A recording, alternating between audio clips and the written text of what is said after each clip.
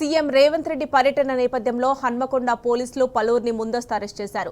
తెలంగాణ ఉద్యమకారులు, బీఆర్ఎస్వి, లంబాడ హక్కుల నేతలను పోలీస్ స్టేషన్లకు నిర్బంధించారు. కేయూ, హన్మకొండ, ఎనుమాముల పిఎస్లకు తరలించారు. రేవంత్ సర్కార్ తీరుపై జిల్లా వ్యాప్తంగా నిరసనలు వ్యక్తమవుతున్నాయి. ఇది ప్రజాపాలన కాదు, నిర్బంధ పాలన అంటూ తెలంగాణ వాదులు మండిపడుతున్నారు.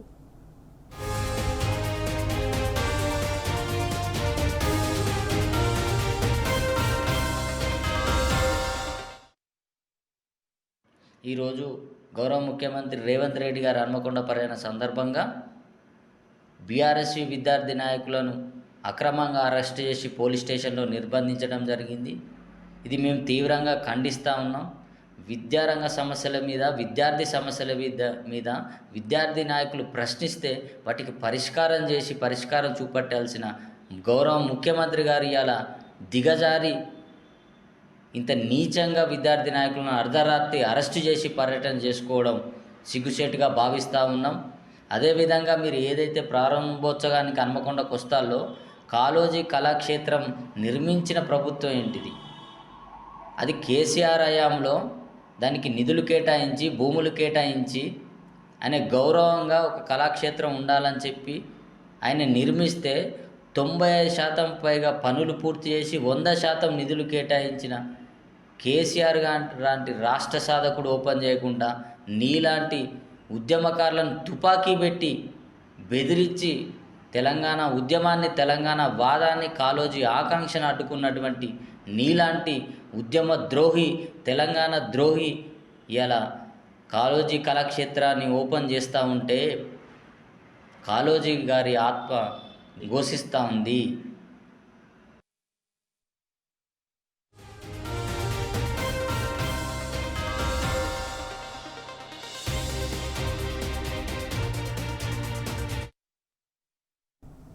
ఇక ఇదే అంశానికి సంబంధించి మరిన్ని డీటెయిల్స్ మా ప్రతినిధి రవికాంత్ మనకి లైవ్ లో అందజేస్తారు. రవికాంత్, చెప్పండి, సీఎం రేవంత్ రెడ్డి పర్యటన నేపథ్యంలో హన్మకొండలో పోలీసులు పలువురిని ముందస్తుగా అరెస్ట్ చేసినట్లుగా తెలుస్తోంది. అందులో తెలంగాణ ఉద్యమకారులు, బీఆర్ఎస్వి, లంబాడ హక్కుల నేతలు ఉన్నట్లుగా మనకు సమాచారం అందుతుంది. డీటెయిల్స్ ఏంటి? మమత, సీఎం రాక సందర్భంగా ఉమ్మడి వరంగల్ జిల్లాకు సంబంధించి అంటే వరంగల్ హన్మకొండ జిల్లా కేంద్రంలో 2-3 రకాల పరిణామాలు కనిపిస్తూ ఉన్నాయి. ఇవాళ సీఎం మధ్యాహ్నం తర్వాత హన్మకొండ జిల్లాకు చేరుకుంటారు.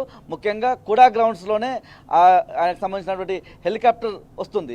ఆ తర్వాత కళాక్షేత్రం ప్రారంభించిన తర్వాత ఆర్ట్స్ కాలేజీకి చేరుకుంటారు. ఆర్ట్స్ కాలేజీలో ఒక సభ ఏర్పాటు చేసిన సందర్భం అంటే ఆర్ట్స్ కాలేజీ నుంచి ఏదైతే కాళోజీ కళాక్షేత్రం వరకు సుమారు 1-1.5 కిలోమీటర్ల దూరం ఉంటుంది. ఆ రోడ్డు తప్పితే మిగతా ఏ మార్గం ద్వారానూ సీఎం వచ్చే అవకాశం లేదు. ముఖ్యంగా ఇక్కడ గమనించాల్సింది ఏంటంటే ఆ రోడ్లో ఉన్నటువంటి స్కూల్లే కాకుండా హన్మకొండ పట్టణంలో ఉన్నటువంటి అన్ని విద్యా సంస్థలకు సంబంధించి కూడా ఎటువంటి సర్క్యులర్ డిఈఓ ద్వారా జారీ కానప్పటికీ విద్యా సంస్థలకు సంబంధించినటువంటి యాజమాన్యాలతో మాట్లాడి సెలవు ప్రకటించాలని చెప్పి నిన్న రాత్రి నుంచే ఫోన్లు చేశారు, తల్లిదండ్రులకు సమాచారం అందించారు. ఇదొక పరిణామం. అయితే ముఖ్యంగా ఇవాళ కాళోజీ కళాక్షేత్రం ప్రారంభోత్సవం నేపథ్యంలో ముఖ్యంగా బీఆర్ఎస్వి నేతలు, ఉద్యమకారులు వాళ్ళను కూడా అరెస్ట్ చేస్తూ ఉన్న పరిస్థితి. ఎందుకంటే నిన్నటి నుంచి కూడా తెలంగాణ వాదుల నుంచి ఒకే మాట వినిపిస్తూ ఉంది. ముఖ్యంగా కాళోజీ అంటేనే వాళ్ళ నాగొడవ పుస్తకము, తెలంగాణ వాదము, ఆయనకు సంబంధించినటువంటి జీవితం అంతా కూడా కనిపిస్తుంది. ముఖ్యంగా ఆయన జీవితం చూస్తే తెలంగాణ వాదమే కనిపిస్తుంది. కాబట్టి వాళ్ళ ఓపెన్ చేస్తా అంటే కాళోజీ కళాక్షేత్రం ప్రారంభించేందుకు వస్తున్నటువంటి సీఎం రేవంత్ రెడ్డి కావచ్చు, ఇక్కడ ఉన్నటువంటి శాసనసభ్యులు కావచ్చు, పూర్తిగా తెలంగాణ వాదాన్ని తొక్కిపెట్టే ప్రయత్నం చేస్తారన్నటువంటి వాదన ఒకటి వెల్లడవుతూ ఉంది. ఈ క్రమంలోనే ముందస్తుగా అరెస్ట్ చేస్తూ ఉన్నారని మనం అర్థం చేసుకోవచ్చు. దాంతోపాటు వాళ్ళ లగచర్ల ఘటనకు సంబంధించి గిరిజనులు పోరుబాట పడతా ఉన్న సందర్భము ఢిల్లీలో ఇప్పటికే వివిధ కమిషన్లను కూడా కలిసి తమ గోడు వెళ్ళబోసుకుంటున్న పరిస్థితి చూస్తూ ఉన్నాం. ఈ క్రమంలోనే లంబాడ హక్కులకు సంబంధించినటువంటి నాయకులను కూడా అరెస్ట్ చేశారు. ముఖ్యంగా ఇటు కేఈ పోలీస్ స్టేషన్ కావచ్చు, ఎనుమాముల పోలీస్ స్టేషన్, అదేవిధంగా సుబేదారి, హన్మకొండ పోలీస్ స్టేషన్లకు వీళ్ళందరినీ కూడా తరలించి అక్కడ కూర్చోబెట్టిన పరిస్థితి మనం స్పష్టంగా చూస్తూ ఉన్నాము. ముఖ్యంగా ఇవాళ ఈ అరెస్టుల పట్ల ప్రజాస్వామిక వాదులంతా కూడా తీవ్రంగా వ్యతిరేకిస్తున్న పరిస్థితి మనం చూస్తూ ఉన్నాం. మనతో పాటు రాకేష్ రెడ్డి, బీఆర్ఎస్ రాష్ట్ర నాయకుడు ఉన్నారు. ఇవాళ ఈ ముందస్తు అరెస్టులను కావచ్చు, సీఎం రేవంత్ రెడ్డి పర్యటనను ఏ విధంగా చూడాల్సి ఉంటుంది? సీఎం గారు ఈరోజు విజయోత్సవ సభ పేరు మీద వరంగల్కి వస్తున్నారు. వరంగల్ అంటే ఒక నమ్మకం. అలాంటి వరంగల్లో విజయోత్సవ సభను పెట్టడాన్ని మేము తీవ్రంగా ఖండిస్తున్నాం. అసలు ఏ ముఖం పెట్టుకొని నేను వరంగల్కి వస్తున్నాను? ఏం విజయం సాధించినావు అని చెప్పేసి నువ్వు విజయోత్సవ సభ పెడుతున్నావు? 12 నెలలు పాటు రకరకాల మోసాలు చేసి ఈరోజు వరంగల్కి వస్తున్నాడు. ఇది విజయోత్సవ సభ కానే కాదు, ఇది వైఫల్యాల సభ, ఇది విధ్వంస సభ, ఇది వంచనోత్సవ సభ తప్ప ఇది విజయోత్సవ సభన కానే కాదు. ఎందుకంటే వరుస వైఫల్యాలతో రాష్ట్రం ఆగమాగం, 6 గ్యారంటీలకు ఎగనామం, ప్రజలకు పంగనామం, ఇది కాంగ్రెస్ విధానం అన్న చందంగా 12 నెలలు గడిచింది. ప్రజలు ఏ ఒక్క వర్గానికి సంబంధించినటువంటి ప్రజలు కూడా ఈరోజు సంబరంగా లేరు.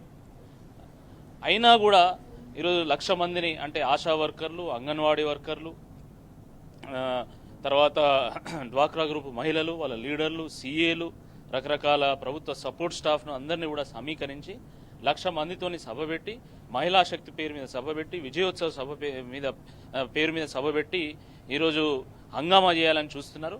కానీ ఆ మహిళలే ఈరోజు మిమ్మల్ని ప్రశ్న అడుగుతారు.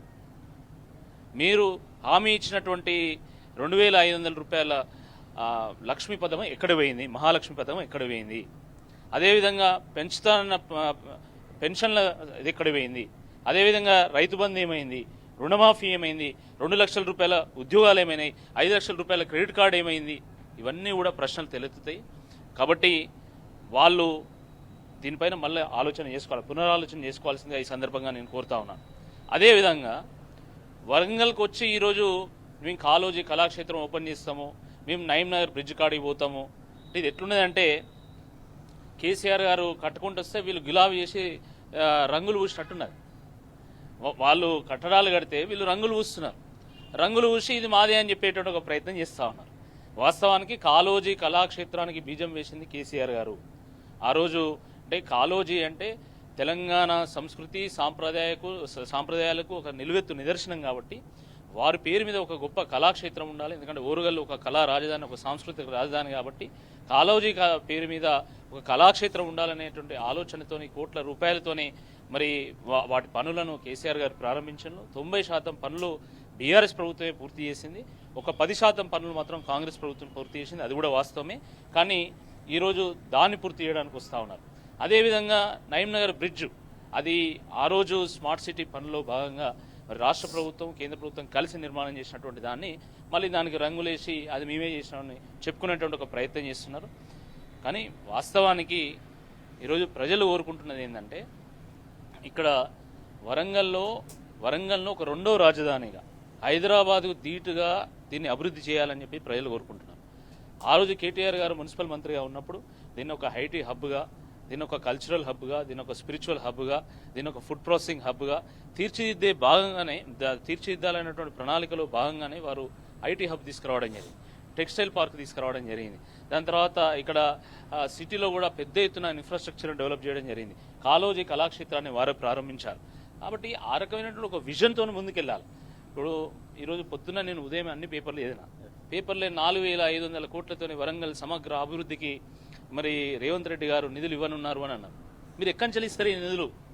అంటే కేవలం ప్రకటనైనా, నిజంగా దాన్ని ఏమైనా అమలు చేసేది ఉన్నదా? 4,500 కోట్ల రూపాయలు రాష్ట్ర ప్రభుత్వం నుంచి మీరు జీడబ్ల్యూఎంస్కి బదిలీ చేయనున్నారా నిధులు? చెప్పండి, స్పష్టంగా చెప్పాలా.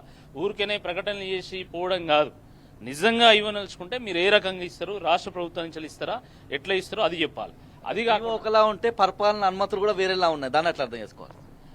అంటే ఇది ఏంటంటే ఈ ప్రభుత్వం కేవలం ప్రకటనలు మాత్రమే పరిమితమైంది. వాస్తవంలో క్షేత్రస్థాయిలో ఎక్కడ కూడా ఏది కూడా అమలు కావడం లేదు. మీరు చూస్తున్నారు కదా, వాళ్ళు ఇచ్చినటువంటి 6 గ్యారంటీలు కానీ 420 హామీలు కానీ కేవలం పేపర్ మీద మాత్రమే ఉంటాయి. ఇప్పుడు ఏమంటారు రేవంత్ రెడ్డి గారు, రుణమాఫీ మీ అందరూ చేస్తామంటారు. కానీ నిజంగా అందరికీ అయిందా? సగం మందికి అయింది, సగం మందికి కాలే. అట్లనే ఇవన్నీ కూడా జీవోల్లో ఉంటాయి, కానీ నిజంగా అలొకేషన్ మాత్రం ఎక్కడ ఉండదు. అది మనకు అనుభవంలో తెలుస్తున్నది. కాబట్టి ఈ సందర్భంగా మేము ఏమంటున్నారు, మీరు ఇక్కడ అండర్ గ్రౌండ్ డ్రైనేజ్ పనులు ప్రారంభించాలన్నా కూడా, లేకపోతే ఇంకా ఇతర అభివృద్ధి పనులు ప్రారంభించాలన్నా కూడా మేము స్వాగతిస్తాం. కానీ అది కేవలం ప్రకటనకే పరిమితం అవుతుందా, లేకపోతే క్షేత్రస్థాయిలో ఏమైనా పనికి ఏమైనా అక్కడికి వస్తుందా అని చెప్పి మీరు చెప్పాల్సినటువంటి అవసరం ఉంది. అంటే ప్రజలు ఈరోజు రేవంత్ రెడ్డి గారి సభ కోసం ఎవరు కూడా ఎదురు చూడడం లేదు. వచ్చినా ఏం విజయం సాధించడం ఆయనకు విజయం అయింది అది. అంటే ఆయన ఎప్పుడు కూడా నేను ముఖ్యమంత్రి అయితే అని అనుకోలేదు, కానీ అదృష్టశాత్తు ఆయన ముఖ్యమంత్రి అయ్యాడు.